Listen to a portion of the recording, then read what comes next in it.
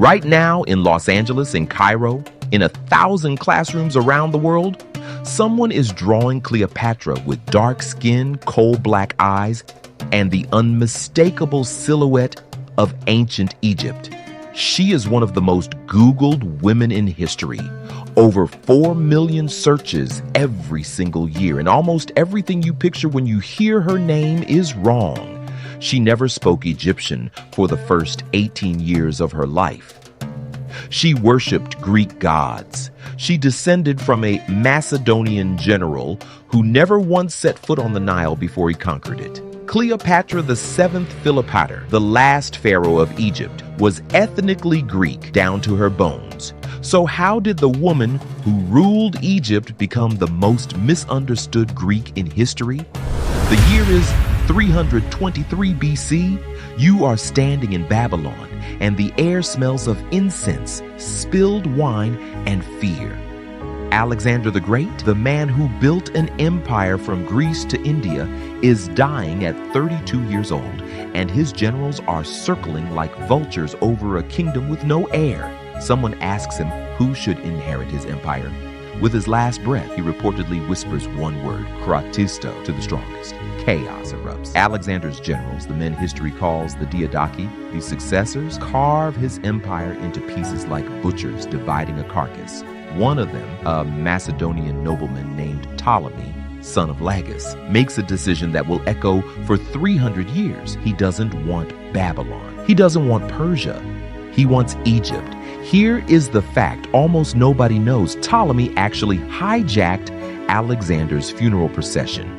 In 322 BC, he ambushed the convoy carrying Alexander's embalmed body and diverted it to Egypt, burying his former commander in Memphis and later Alexandria, not to honor him, but to legitimize his own claim to the throne. Owning the conqueror's corpse was ancient political theater at its most ruthless. Ptolemy crowns himself pharaoh in 305 BC, but make no mistake, he is not Egyptian. He is Macedonian Greek, born in Macedon, raised speaking Greek, trained in Greek warfare under Alexander himself, and he builds something extraordinary, an entire Greek dynasty that will rule Egyptian bodies while remaining culturally and biologically almost entirely Greek. This is the counterintuitive fact that shocks most people. For nearly 300 years, the Ptolemaic royal family deliberately refused to speak Egyptian. They built their capital, Alexandria, not along the Nile where Egyptian civilization had thrived for 3 millennia, but on the Mediterranean coast, facing Greece, not facing Egypt. The New Alexandria had Greek theaters, Greek gymnasiums, a Greek library holding perhaps 400,000 scrolls, and streets laid out in a Greek grid. An Egyptian peasant from Memphis would have felt like a foreigner walking through his own capital's streets. Picture the royal palace of Alexandria in 150 BC. Marble columns rise 60 feet into a sky thick with salt air off the harbor. Incense burns before statues of Greek gods wearing Egyptian crowns.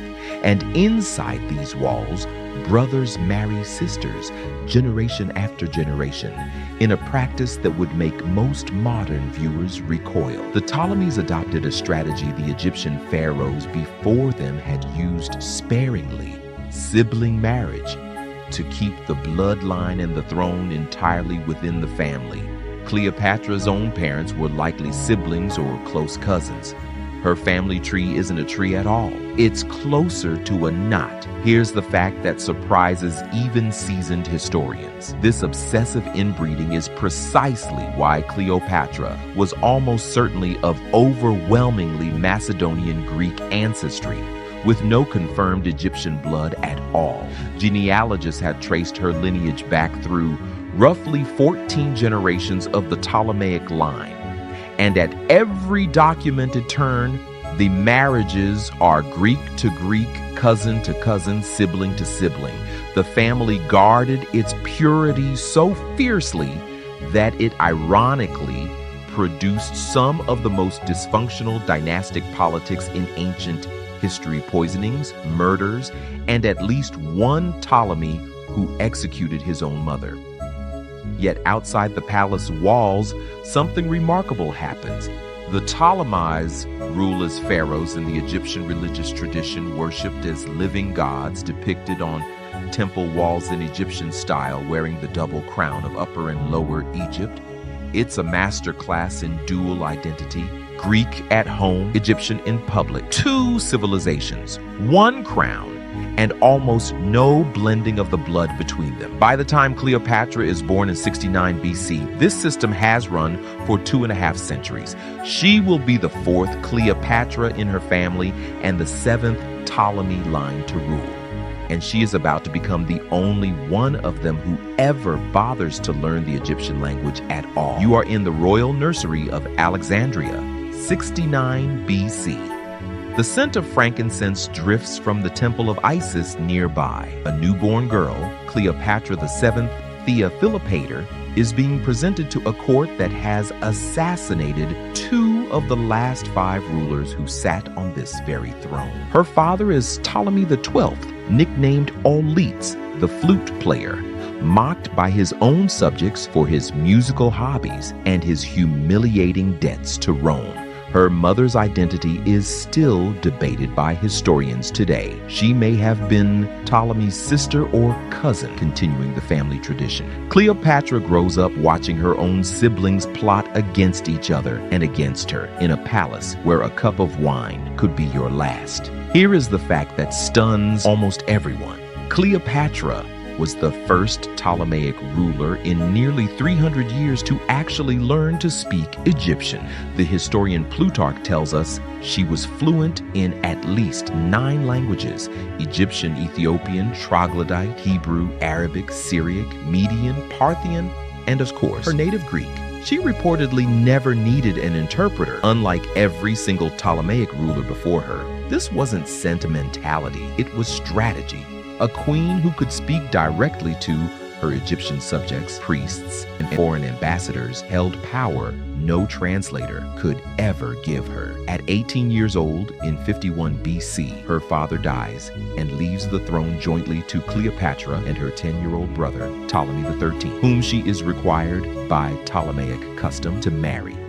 Within 3 years, his advisors force her out of Alexandria entirely. She flees into the Syrian desert with almost nothing, a queen without a throne, and starts raising a mercenary army to take her country back. It's October 48 BC, and Julius Caesar has just arrived in Alexandria, chasing his rival Pompey across the Mediterranean. The harbor smells of salt, tar, and unrest riots are breaking out in the streets over Roman interference in Egyptian politics. Cleopatra needs to get inside the palace, past her brother's guards, without being killed on sight. So she does something almost cinematic in its audacity. She has herself smuggled into Caesar's private quarters, rolled inside a carpet, or according to some ancient sources, a bed sack, carried in by a loyal servant named Apollodorus. When the bundle is unrolled at Caesar's feet, a 21-year-old queen steps out, filthy from travel, and speaks to the most powerful man in the Roman world in flawless Latin. This single moment changes the fate of 2 nations. Caesar is 52 years old, married, and one of the most calculating politicians in human history. Yet within hours, he sides militarily with Cleopatra against her own brother. Historians still argue how much of this was genuine passion and how much was cold political calculation on both sides. Rome needed Egypt's grain, the single largest food supply in the ancient Mediterranean world. Cleopatra needed Rome's legions. It was a partnership disguised as a romance, or perhaps a romance disguised as a partnership. Nobody, then or now, can fully untangle the two. Here's the shocking fact most documentaries skip entirely. Cleopatra's brother-husband, Ptolemy XIII, drowns in the Nile in 47 BC, fleeing the very war Caesar started on her behalf. She then marries her other younger brother, Ptolemy XIV, just 12 years old, purely to satisfy Egyptian succession law, while she and Caesar are almost certainly already lovers. That same year, she gives birth to a son she names Caesarion Little Caesar, though Caesar himself never formally acknowledges the boy as his own back in Rome. 3 years later, on March 15th, 44 BC, Caesar is assassinated on the floor of the Roman Senate, stabbed 23 times by men who feared he wanted to be king. Cleopatra, who was living in Rome at the time with their son, flees back to Egypt almost immediately. Her most powerful ally in the world is dead, and Rome is about to tear itself apart. The year is 41 BC. Picture the river Cydnus in Tarsus, modern-day Turkey, the water reflecting torchlight, the air thick with burning cinnamon and myrrh.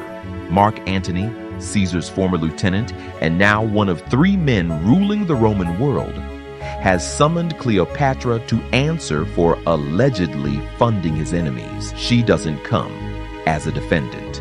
She arrives on a barge with a gilded stern, purple sails and silver oars, reclining beneath a canopy dressed as the goddess Aphrodite, while young boys costumed as cupids fan her, and her handmaidens are dressed as sea nymphs. The historian Plutarch describes the scent of incense drifting from her ship reaching the crowds gathered on the riverbank before the vessel itself comes into view. Antony, expecting a political interrogation, ends up hosting her at a banquet instead, and by all ancient accounts, falls completely under her influence within hours. Here's a fact that rarely makes it into the popular story. Cleopatra was reportedly not considered classically, conventionally beautiful by ancient standards. The Roman biographer Plutarch and coins minted with her image show a strong nose and a firm jaw, striking, not delicate.